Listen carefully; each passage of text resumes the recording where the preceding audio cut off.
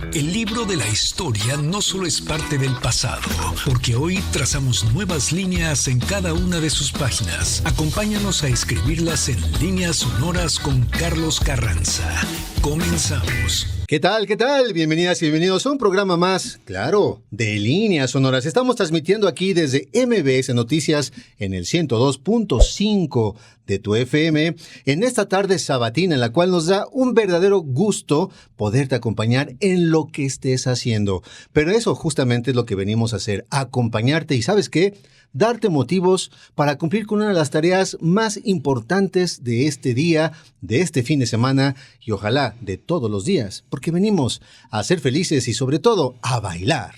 Así, a ver, perfecto, muévete, el ritmo, con esa sensación extraordinaria de que el sábado es todavía una promesa. ¿Qué vas a hacer al rato?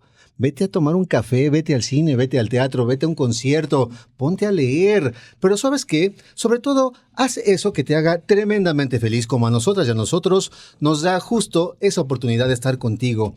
Nos encanta acompañarte en este momento de la tarde y sobre todo cuando tenemos un gran pretexto para hacerlo. Así es que bueno, ya sabes que estamos transmitiendo completamente en vivo desde aquí, desde MBS 102.5 y seguimos bailando. Venga, a ver, mueve esa cintura. Perfecto. Ahora los hombros. A ver, Checo, te quiero ver moviendo esos hombros. Esa es la finura del movimiento de Checo. No muevas la cintura así, Checo, porque no te quiero llevar al hospital después. Así es que por lo pronto, síguete moviendo, sigue disfrutando. Si estás comiendo, que tengas un buen provecho. Platícanos un poco qué estás ahorita disfrutando en la mesa. Algo que nos llene de envidia, porque nosotros tenemos todavía un rato aquí en la tarde para pasar aquí contigo, pero con mucha felicidad, eso sí. Si estás trabajando, ten paciencia, pronto terminará la jornada laboral, pero gracias por dejarnos acompañarte. Pero si eres una persona que va manejando, que va de un lugar a otro, que va acompañándose del radio para transitar todas estas calles, no solamente de la Ciudad de México, sino del mundo, gracias, súbele porque, ¿qué crees? Tenemos un gran programa. Y cuando digo un gran programa, no es una mentira, pero sobre todo es una oportunidad también de acompañarte, porque hoy tendremos la oportunidad de conversar con alguien a quien, a ver, la verdad, hoy vengo de fan. Así, total, vengo de fan completo, porque además de leerlo lo admiro muchísimo por todo lo que ha hecho, todo lo que hace, y es un gusto recibir el día de hoy en esta cabina, ni más ni menos que a José María Micó. ¿Cómo estás? Muy bien, y después de oírte mejor todavía, me has levantado el ánimo. ¿Ah, sí? Sí. ¿Cómo te trata la Ciudad de México? A ver, platícanos. Muy bien, salvo los primeros instantes en que la respiración se hace un poco más afanosa. Sí. Por lo demás, la maravilla que recordaba de otros viajes anteriores. Sí, has visitado varias veces la Ciudad de México, Sí, ¿no? Esta es mi séptima ocasión. La séptima, sí. Y en otras ocasiones estuve además mucho tiempo, de manera que ya llevo unos cuantos meses viviendo acá. Perfecto, nos encanta. Y además, mira, la verdad es que la Ciudad de México sí nos exige un poco en cuanto a la respiración, pero subir las escaleras para llegar aquí a la cabina, no hay persona que no se agite. Así es que ya eres mexicano por esa simple y sencilla razón. Sí, muy bien, perfecto. Oye, gracias por invitarme. No, al contrario, gracias por darnos la oportunidad de platicar contigo, porque hoy nos reúne al menos un extraordinario pretexto, una gran razón, que es hablar de un nuevo libro tuyo. Sí, publicado por Lux, sí. ¿no? Que de nuestro querido, encabezado por nuestro querido Otto Cázares, al cual evidentemente le mandamos un abrazo y sobre todo las gracias porque ha hecho posible este encuentro. Pues sí. ¿No? Prohibido estacionarse. Así es. Es tu nuevo libro, pero además es un libro de poesía. Un libro de poesía que reúne 3 libros de poesía o 3 poemas extensos, a los que hemos puesto ese título conjunto de Prohibido estacionarse, que es el título de una de las 3 colecciones. Sí. Así es. Y lo digo con énfasis que es un libro de poesía porque también tienes 2 facetas más. Una faceta que es de un académico, de un gran lector, sobre todo un gran lector que ha hecho academia también y que nos ha enseñado a leer de una manera muy distinta a varios autores que ahorita seguramente tendremos oportunidad de hablar, pero también eres, ¿no?, músico, también tienes una agrupación musical, ¿no?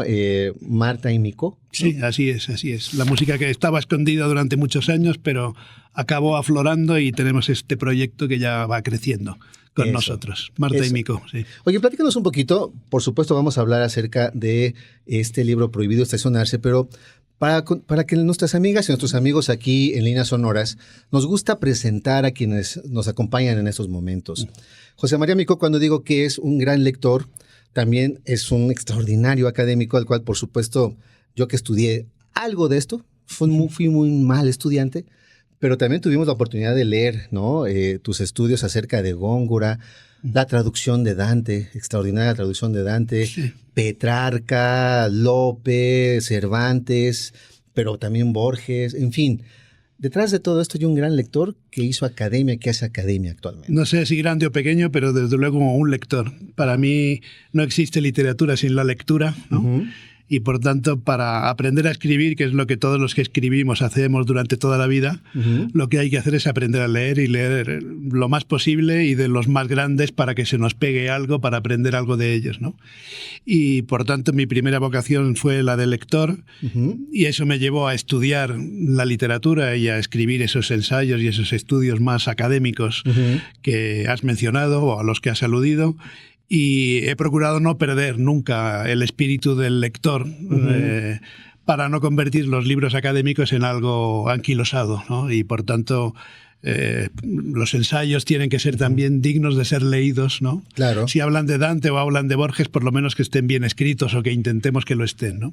Y por tanto, unir el rigor, el máximo rigor académico con la voluntad de divulgación también, uh-huh. De explicar cómo hay que entender clásicos que son por lo general muy antiguos, porque uh-huh. Salvo 2 o 3 excepciones, todo lo que he estudiado uh-huh. Es la obra de autores que llevan mucho tiempo muertos y que no pueden quejarse de lo Exacto. Que digo de ellos. No se van a oponer a lo que uno diga, ¿no? No, ni van a evitar que los traduzca porque no pueden hacer nada. Exacto. Para impedirlo. Creo que acabas de tocar un tema que me parece de lo más relevante cuando nos acercamos a la lectura de los clásicos. El mote del clásico pues es algo que se puede entender de una y mil maneras. Y sin embargo, creo que lo que nos compartes en tus textos son justamente el asombro de un lector.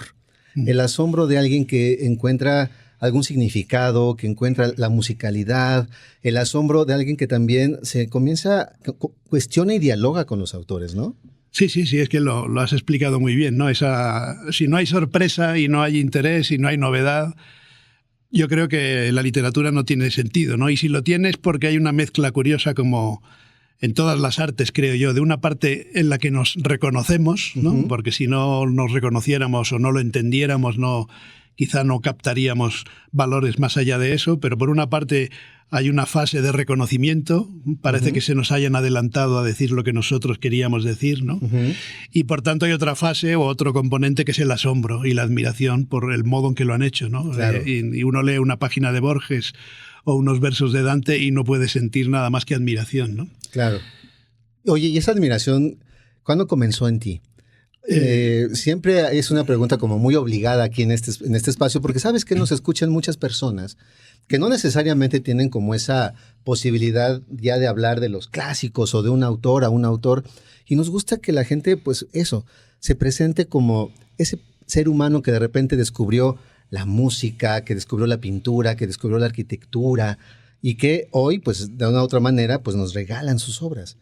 Sí, en mi caso nació curiosamente gracias a la música, porque lo que a mí me gustaba cuando yo tenía 14, 15, 16 años era la música popular uh-huh. latinoamericana de todos los países de América prácticamente. Uh-huh. Formé un grupo de música con unos amigos, el grupo se llamaba Uyuni, como el Salar de Bolivia, ¿no? Uh-huh. Porque era música, tenía algunas piezas de música andina y otras, y yo escuchaba sin parar esa música, pero también escuchaba Atahualpa Yupanqui, uh-huh. Y empecé a interesarme por lo que decían los textos y no solo por las canciones y no solo por la música, ¿no?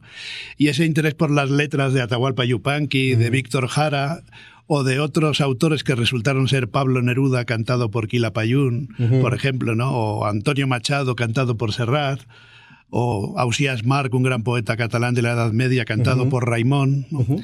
Entonces fui viendo que los textos merecían interés más allá de la música en la que estaban envueltos, ¿no? Y eso me llevó a decidir estudiar literatura, que era, digamos, una opción más clara que la de música, que por tradición familiar pues no estaba muy clara, ¿no? Uh-huh. Y empecé filología y empecé a interesarme y a estudiar por los textos, ¿no? Y en cierto modo pensé que había abandonado la música, pero por suerte muchos años después la recuperé, ¿no? Qué bueno. Pero mi acceso fue a través de la música. De la ¿no? música. De la música, sí. Y me gustaban mucho los tangos argentinos, por ejemplo, que tienen... Algunos de ellos tienen letras extraordinarias que pueden funcionar literariamente, ¿no? De Homero Mansi, sobre todo, de Discépolo. Y por tanto, esa combinación me gustó siempre, solo que a partir de cuando empecé a estudiar, pues ya me dediqué más académicamente al estudio de la literatura, pero... Te llamó por ahí. Me llamó por ahí, la sí. pasión, muy bien. Sí. Pues, ¿qué te parece que vamos a hacer un corte, ¿no? Bueno. ¿Qué te gusta beber aquí en México? Bueno, ahora me tengo que cuidar un poco en estos meses, pero el tequila reposado de mis viajes anteriores lo recuerdo muy bien y con mucho Pues placer. bienvenido, aquí somos el programa más borracho de MBS 102.5, así es que vamos por un tequila y por unos mezcales y por una agüita de limón también para acompañar la tarde. Así es que vamos a hacer una pausa, ustedes vayan por lo que quieran, vayan también por beber algo, por algo para comer, porque estamos pasando aquí una tarde extraordinaria en compañía de José María Micó y vamos escuchando un tanguito, ¿qué les parece? Así es que regresamos aquí a nuestras líneas sonoras. Un disco del año 2022 que también se llama así, Reunión de Amigos, y que podemos encontrar en las diferentes plataformas, ¿no es así? Sí, así es, están en todas las plataformas.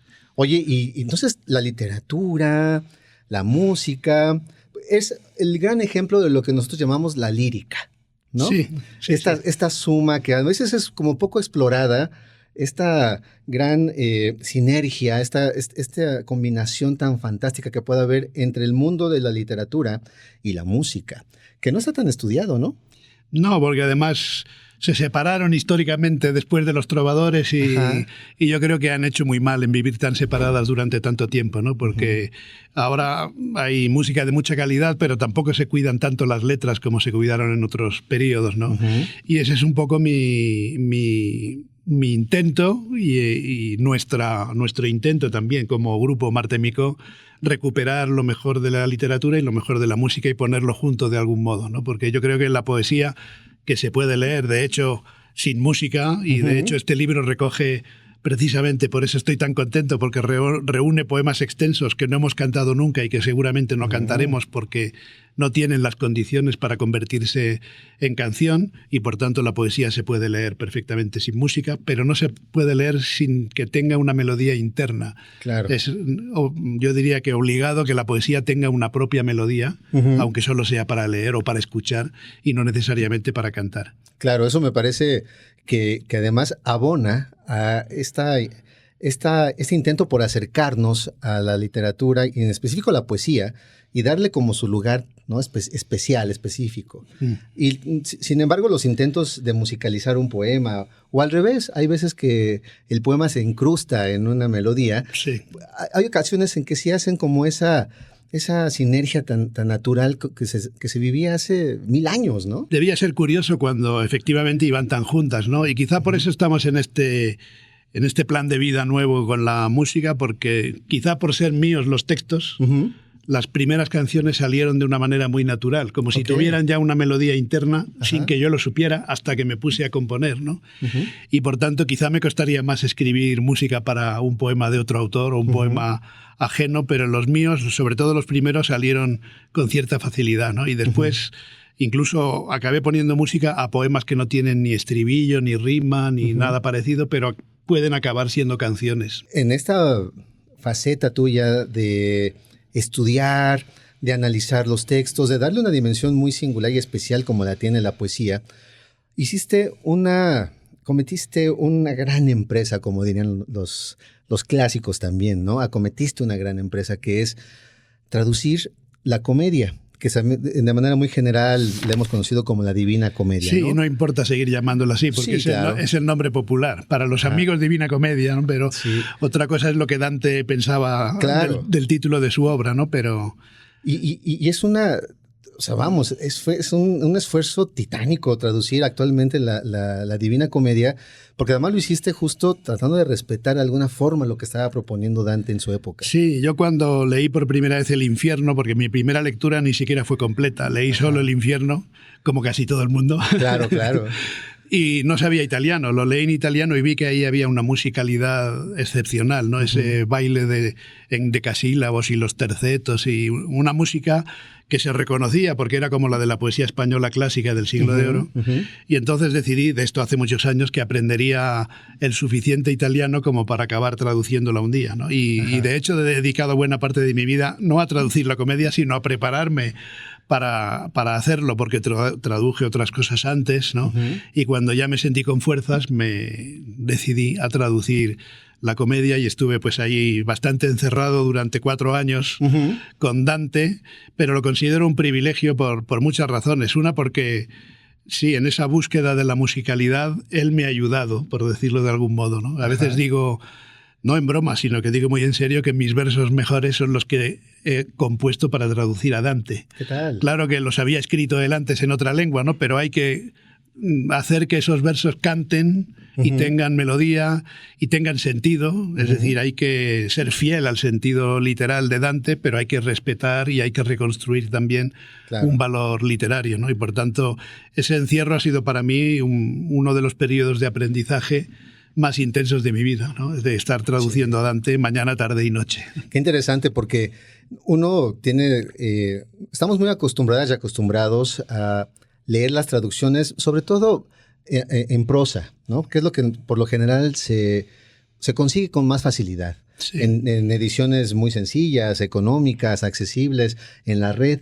¿Qué es lo más normal, no? ¿Haces la traducción así? Sí, tiene un sentido porque son traducciones de servicio, digamos, ¿no? Para entender una obra además antigua, sí, claro, que es compleja, pues puede ser una forma de traducir, pero no la única, ¿no? Y está la necesidad de respetar, siendo un gran poeta, pues yo siempre digo que traducir poesía es traducir poesía, que es como no decir nada, ¿no? Pero quiero decir que hay que respetar eso, es decir, convertir en poesía la traducción también, y traducir a Dante en prosa es útil filológicamente o históricamente o prácticamente, pero es, digamos, una traducción incompleta porque falta lo mejor de Dante, que es la poesía propiamente. Escuchar la musicalidad, esos giros poéticos, ¿no? Sí, y la sintaxis particular que la poesía tiene y que la prosa, digamos, cambia para hacerla más lógica, ¿no? Claro. Fíjate que parecería que estoy hablando de otros textos o de otros temas que no tienen necesariamente que ser una referencia a Prohibido estacionarse, que es el libro que nos reúne. Pero es que quisiera, de una manera muy, muy tramposa y muy mañosa, justamente ir ya encaminando esta conversación, que te agradezco profundamente. Se nota el fan, ¿no? Que soy, evidentemente. Porque hay ocasiones en que alguien que se dedica a estudiar la literatura, la poesía, a veces se da esa oportunidad de escribir poemas, de escribir poesía, y no necesariamente hace buena poesía, ¿no? Sí. No necesariamente se encamina a escribir un poema, y a veces son como, justamente pueden ser como los grandes censores, ¿no? Y los grandes jueces de su propia obra y decir mejor no. Sí. Y sin embargo, yo quiero reconocer en ti, y lo hago así públicamente, un extraordinario poeta. O sea, alguien que llega de una manera muy natural a la poesía, a la lengua, a esta musicalidad que se nota perfectamente en Prohibido estacionarse, y que lo haces de una manera tan sencilla y tan natural, pero con una profundidad que creo también es ese eco que tienes, ese diálogo que puedes tener con los poetas que tú leíste, que tú estudias y que de una u otra manera pues también conversas, ¿no? Cuando haces tu acto de creación. Yo agradezco mucho esas palabras porque pocas veces me lo han dicho así, tan claro. Pues yo lo digo y aquí vengo y lo digo en MBS 102.5 y queda grabado, y ahí está, lo pueden reproducir siempre. Sí, lo digo en el sentido de que como uno lleva varias vidas, y lo has dicho muy bien, ¿no? Esta especie de esquizofrenia entre el profesor y el poeta, ¿no? Y todos conocemos de hecho yo estudié filología por vocación literaria también, y luego resulta que la filología te aparta de la literatura más que acercarte, ¿no? Muchas veces, ¿no? Y yo quería que eso no sucediera en mi caso, ¿no? Y por tanto yo he seguido siempre escribiendo, a veces de manera secreta, y procurando aprovechar alguna lección de los autores a los que he estudiado, ¿no? Y es en relación con lo que has dicho, yo me dediqué muchos años a Góngora, ¿no? De hecho, tienes un libro especial, ¿no? Sí, para entender a Góngora. De manera que Góngora es y sigue siendo uno de mis poetas predilectos, pero mi poesía es muy poco gongorina. no diré opuesta a Góngora, porque no es verdad, pero es muy poco gongorina. Yo quiero que se me entienda, ¿no? Góngora quería que el autor se esforzase. Ajá. Yo quiero que mi lector entienda en una primera lectura y que después, en una segunda lectura y en otras lecturas, porque la poesía no se lee, sino que se relee, yo siempre lo digo, siempre que puedo, pues la poesía es para releer, no para leer, Claro. ¿no? Las novelas las leemos y las abandonamos y raramente las releemos. La poesía, en cambio, es para releer durante toda la vida o durante ratos de 5 minutos que uno tiene, ¿no? Claro, claro. Y por tanto, algo habré aprendido de Góngora, Sí, sí. más allá de la dificultad que uno usa para definirlo, ¿no? Góngora no era solo difícil, ¿no? Porque Góngora creaba sentido y todo lo que dice tiene un sentido. Y tenía una maestría y una profundidad en la creación de imágenes, sí, que eso se puede aplicar a una poesía más comunicativa, ¿no? Claro, no encontraremos en tus textos y en tus poemas Era del año, la estación Florida, en el mentido robador de Europa, que ya tan solo esos dos versos... ¡Qué memoria! Es para enloquecer, ¿no? O sea, porque te puedes pasar... Media luna las armas de su frente y el sol todos los rayos de su pelo. Claro. Luciente honor del cielo, en campos de zafiro, paz, estrellas. En fin, ¿no? Pero justo... Lo podríamos cantar. Lo cantamos. No, yo soy peor cantando. No. Pero bueno, ¿qué te parece que ya regresando de otro tequilita? ¿No? Ya hablamos directamente de prohibido estacionarse. Perfecto, ¿sí? Muy bien. Así es que vamos por unos tequilitas, vamos por unos mezcalitos, vamos por unos pulques que sean más populares. Y nosotros seguiremos aquí en nuestras líneas sonoras que estamos compartiendo el día de hoy con José María Micó y por supuesto con cada una y cada uno de ustedes en esta tarde de sábado totalmente resplandeciente. Así es que estamos aquí en Líneas Sonoras. Regresamos en nuestro siguiente bloque. Estábamos escuchando la canción Pájaro en Mano, que es también parte de uno de los discos de nuestro querido invitado y su grupo, que es Marta y Micó. Sí. ¿No? ¿Ese de qué disco es? El primer disco serio, digamos, nuestro, que se tituló Memoria del Aire. Ajá. 11 temas, letra y música mías. Ajá. Y esa canción en concreto tiene una sorpresa porque Joaquín Sabina nos hizo el regalo de escribir unos versos y cantar con nosotros los versos finales. Porque, bueno, es una historia un poco larga, pero yo escribí un texto que es el que musiqué en ese poema para presentarlo una vez en Barcelona cuando leyó sus textos, sus sonetos allí. Okay. Y como su libro se titula Ciento volando de 14, y yo bromeé un poco con él, le dije, bueno, deja uno solo. Y lo titulas Pájaro en Mano. Ah, mira. Que es una frase, digamos así, tradicional, ¿no? Más vale pájaro en mano que ciento volando, decimos en español, pero en italiano no se puede decir. No, pues queda claro. Y entonces, cuando empezamos nuestro proyecto musical, muchos años después de haber escrito ese soneto, le dije, oye, le he puesto música a aquel soneto, no sé si te acordarás, y fue tan amable que quiso participar con nosotros ahí en esta canción Pájaro en Mano. Como ya lo dijimos desde un inicio, nos reúne un gran motivo que es precisamente a hablar de prohibido estacionarse, que reúnes entonces, como tú le llamas, 3 ciclos poéticos. Sí, ¿no? 3 ciclos poéticos de distintas etapas de mi vida y por tanto de mi poesía y que en realidad nunca han viajado juntos, ¿no? Porque están en mi poesía reunida, no exactamente como aquí, con algún cambio, pero nunca han estado reunidos. Y cuando Otto Cázares me propuso que uniéramos estos 3 ciclos en un solo libro, la idea me pareció extraordinaria y además la posibilidad de publicar en México para mí ya fue un regalo en sí mismo, de manera que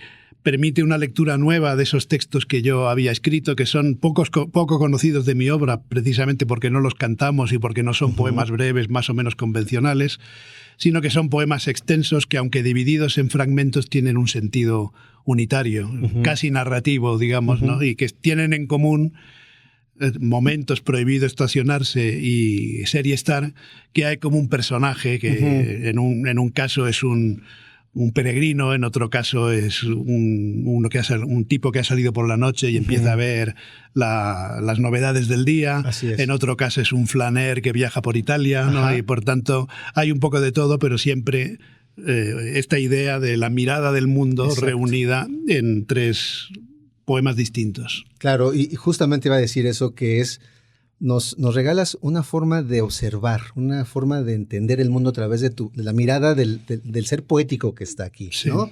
Y de una manera muy distinta nos habla de la calle, de la noche, de lo que le va rodeando, pero al mismo tiempo de unos estados de ánimo muy particulares y singulares. No me atrevería a decir solamente melancólicos ni nostálgicos, sino todo el tiempo hay un diálogo consigo mismo, ¿no? Sí. Y eso nos regala la oportunidad también de ver a través de esa mirada, de esos ojos, al ser poético que nos está hablando, pero al mismo tiempo el mundo que nos está describiendo. Sí, esa mirada, digamos, melancólica es una buena palabra, o nostálgica, porque en realidad habla del tiempo, ¿no? Vemos cómo nos sorprenden las cosas que vivimos y, por decirlo, a ver, lo diré en español, una sucesión de fugacidades. A ver si lo digo en mexicano, una sucesión de fugacidades. Suena fenomenal. Bueno, pues eso en una lengua o en otra, bueno, es el mismo idioma, pero en cualquier caso ya me entendéis. Eso es más o menos el libro, ¿no? Y por tanto la vida es una sucesión de momentos alegres, creo yo, y detrás de esa alegría hay siempre un poco de reflexión o de no de pena, sino de memoria, ¿no? Así de memoria es. Consciente de que lo que vivimos acabará pasando, ¿no? Y por tanto, esa canción que habéis puesto, Reunión de Amigos, habla un poco también de eso, ¿no? Cuando estamos en una situación como esta, por ejemplo, tan feliz como la de esta conversación y sabemos que acabará, ¿no? Y por tanto, esa caducidad nos deprime un poco, pero hay que aprender a entender que la vida es una repetición, afortunadamente una repetición, de momentos diferentes entre sí, pero que tienen en común esa felicidad posible. Claro, y además esa felicidad y el tiempo y la medida del tiempo, como se puede observar en el primer momento, ¿no? Sí. Que nos vas regalando. Y a mí me gustó muchísimo, obviamente te quiero invitar a que nos compartas la lectura de uno de tus poemas. A mí me gustó mucho el del 21:55, o sea, las 9:55 de la noche. A mí, no sé por qué, pero me encantó, ¿no? A ti, de este poema, de esta primera parte, ¿nos quieres regalar alguno? Sí, ese me parece bien, pero puedo explicar que habla de un ser humano, digamos, que después de una noche más o menos de juerga, que no se ha ido a dormir, entonces ve amanecer el día y ve las cosas del día, los hombres y mujeres que van a trabajar en el metro, luego pasea un poco y ve a alguna mujer atractiva que se toma un café de manera provocativa y ve a una pareja que se toca en un parque, ¿no? Y por tanto es una especie de voyeur, ¿no? O de mirón incluso en algún momento. Sí. Y quise poner a cada fragmento una hora del día para dar la impresión de que eran instantes diferentes, ¿no? De ahí va de la madrugada a la noche. Y este fragmento me alegro de que te haya gustado porque es el que me apetecía leer también, porque en la primera versión del poema no estaba y yo quería añadir un par de fragmentos y uno de ellos fue este final de las 21:55, ya cuando la noche se ha impuesto, ¿no? Y no sabemos muy bien lo que pasa más allá del sueño o lo que pasará más allá de la noche, ¿no? 21:55. Es tarea de Dios contar las olas. La noche las convierte en un murmullo y el caminante intuye en su cadencia un naufragio de espumas sucesivas. Imagina en sus negros litorales el descarte impasible de cuerpos en la arena, pecios de alguna nave varada en la ignominia. El agua ruge y el marino sueña la vida celular de las profundidades sobre el mar que va y viene. El agua jadeante es el cielo de un bosque sumergido. ¡Ájala! Muy bien. Gracias. Me encanta. O sea, unas imágenes fantásticas, fenomenales. Bueno, es más, ya desde el primer verso, es tarea de Dios contar las olas. Ya, no hay más, ¿no? La idea es que este mirón que lo ha visto todo y que por tanto se ha inmiscuido en la vida de los otros y parece entender todo lo que está pasando, resulta que llega la noche y que tampoco entiende muy bien lo que pasa y que hay cosas que se le escapan, ¿no? Y que es tarea de Dios contar las olas. Sea quien sea Dios, ¿no? Pues hay algo que sucede más allá de nuestra visión y de nuestra memoria. Y aparte inicia con este movimiento de las olas y cierra justo con el agua jadeante, ¿no? Porque es justamente este mar, ¿no? Es el cielo de un bosque sumergido. Vaya imagen. ¡Wow! Me encanta, ¿no? ¿Qué te parece que vamos por otras bebidas para seguir hablando de poesía? Muy bien. ¿Te parece muy bien? Bien. Así es que, amigas y amigas, vamos a ir a... ¿Por pulque? Dice allá nuestro querido Checo Sound que vamos por pulque. Sí, no, un pulquito. Ya, es más, invítanos a una feria de libro allá a las profundidades. ¿De dónde, Checo? De Oaxaca, de Morelia, de donde quieran. Porque ya nos gusta ir a beber pulque, porque somos catadores de pulque de todas las ferias de libro donde nos invitan. Así es que bueno, por lo pronto aquí nosotros vamos por otro tequilita, por unos mezcalitos, por unos pulques y por unas palomitas, porque estamos platicando extraordinariamente rico con José María Micó. Así es que vamos y regresamos. Rumba para Eloy. José María, ¿esta canción de dónde sale? Bueno, ¿de dónde sale? Sale de la necesidad de escribirla. Ah, ok. Ahora explico el misterio. Y es que teníamos otra canción que se titula Romance a Gabriel, que es el nombre de nuestro hijo mayor. Ajá. Y durante muchos años cantábamos este Romance a Gabriel y en presencia de nuestro hijo mayor y del segundo que no tenía canción. Y entonces dijimos, del próximo disco no pasa, tiene que haber una canción para Eloy. Y originalmente era una especie de canción de cuna, el texto en el que se basa es una canción de cuna, pero al final lo convertimos en una rumba porque es una canción de cuna para un niño que no duerme o para un niño muy movido y que es mejor que esté despierto, como en parte dice también el poema. Y entonces le pusimos ritmo de rumba y lo grabamos. Estamos muy contentos porque en el directo solo somos Marta y yo, pero en los discos, sin que sea gran cosa, hay algo más de producción y aquí tenemos un contrabajo, una segunda guitarra y sobre todo a un percusionista excelente que ha acompañado a mucha gente en España y que hizo aquí un trabajo muy bonito, ¿no? Ok, pues lo estamos disfrutando muchísimo y qué bueno que Eloy dio para esta canción. Sí. ¿No? Ya no se queja, ¿no? Bueno, no se quejaba, pero el día que la estrenamos sin decirle nada se emocionó. Eso. Porque por fin tenía su canción, ¿no? Está muy bien, así es que les mandamos un abrazo a ellos dos, ¿no? Muy bien. Porque seguramente tienen ya esa deuda saldada con la música, con la poesía y con lo que ustedes hacen, ¿no? Diariamente, que es seguramente disfrutar de la música, de la literatura, como lo estamos haciendo el día de hoy junto contigo. Y claro, lo que nos estás platicando, nos estás compartiendo con respecto a Prohibido estacionarse. Y después pasamos al segundo ciclo poético, ¿no? Que lleva justamente, es el nombre que da título precisamente al libro, ¿no? Sí, Prohibido estacionarse, que en italiano es literalmente divieto di sosta, que es una expresión que a mí siempre me ha puesto nervioso en el sentido de que es muy común, como prohibido estacionarse o prohibido aparcar en España, pero prohibido estacionarse y divieto di sosta tienen esta posibilidad de entenderlo más simbólicamente, ¿no? Como si tuviéramos prohibido detenernos porque la vida es sucesión. Claro. Y por tanto no hay manera de que retengamos los momentos, ¿no? Y en este caso, y por eso he evocado la expresión italiana, es quizá el mismo personaje, pero en otra situación muy distinta, más cultural, digamos, porque no deja de ser un viaje por Italia, ¿no? Claro, tomó un tren y llegó a Italia. Y llegó a Italia y entonces empieza y termina por Nápoles, que fue la primera ciudad que yo conocí bien de Italia, pero tiene otras ciudades, naturalmente Venecia, naturalmente Florencia y otros lugares quizá menos conocidos, Ferrara y otros más escondidos.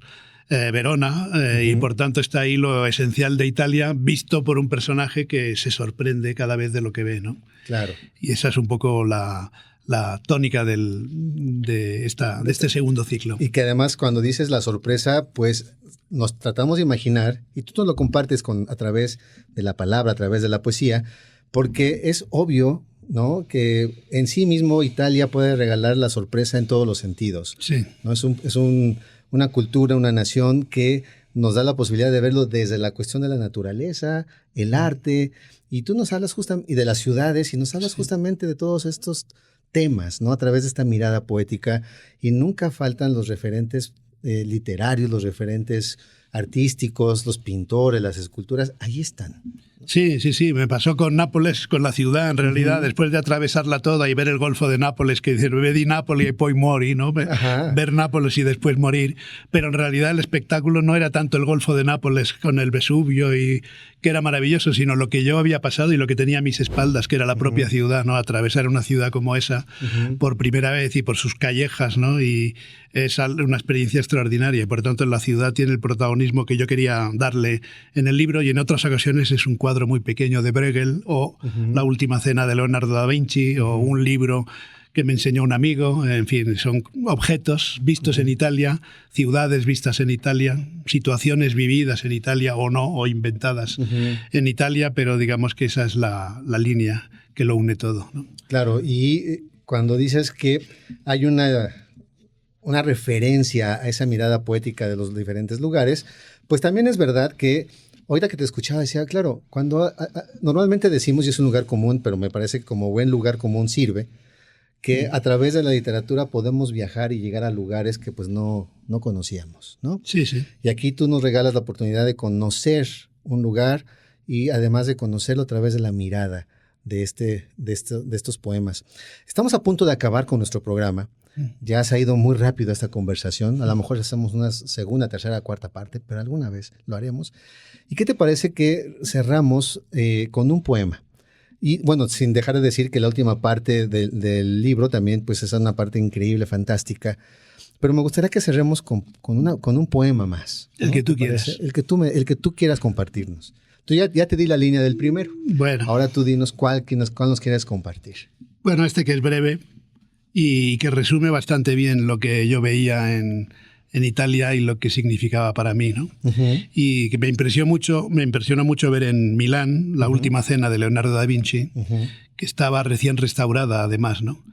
Y como yo la había visto en libros bastante destrozada, me llamó mucho la atención. Incluso llegué a hacer, a partir de la reproducción muy perfecta de un libro, una postal con una parte de ese cuadro que me impresionó, de ese fresco que me impresionó. Y podemos terminar con esto porque, digamos, el último verso resume en cierto modo los 3 ciclos de mi poesía y de Prohibido estacionarse. Cuando Leonardo patinó este fresco, le procuró la corrupción. Los rostros y las manos sin voz de los apóstoles, crispadas de traición o de sorpresa, se iban deteriorando ante los ojos serenos de Jesús, casi apagados. Hoy la restauración de su mirada, la obscena claridad que contemplamos, hace aflorar humildemente en Cristo una sombra de culpa y de vergüenza. Sabe que nuestro Judas es el tiempo. Muy bien, muy bien. Pues, José María Micó, estuvimos platicando acerca de Prohibido estacionarse, tu más reciente libro, sí, poesía, pero además hablamos de otra obra más que está publicada en Acantilado, lo pueden encontrar perfectamente en Acantilado. Y no me resta más que agradecerte esta charla, agradecerte este momento. Gracias a ti y a vosotros por el programa y la posibilidad de conversar conmigo en él. ¿No? Este texto el libro Prohibido estacionarse está editado por Luz Plus Luz. Los demás los podemos encontrar en Acantilado, sí, ¿no? Incluyendo tu traducción de la Divina Comedia, sí, ¿no? Y el Eje Chachachá, Reunión de Amigos, Mapa de Sombras Cotidianas, Memoria del Aire. Son 4 discos que pueden encontrar ustedes en Spotify y en todas las plataformas posibles. José María, muchas gracias por este espacio. Gracias a vosotros. Quedan invitados a que nos acompañen en una próxima ocasión. Muy bien. Y hablemos de música, ¿les parece? Perfecto. Así es, bueno. Pues ya lo estamos planeando. Eso, muy bien. Pues amigas y amigos, estamos llegando al final de nuestro programa. Dice el último poema de Prohibido estacionarse. Sé que volveré a casa cuando deje de ser y estar a un tiempo. Así es que, amigas y amigos, sé que volveremos la próxima semana y nos escuchamos aquí en nuestras líneas sonoras a través de MBS 102.5. Un abrazo y sean felices. Líneas sonoras con Carlos Carranza. Hasta la próxima.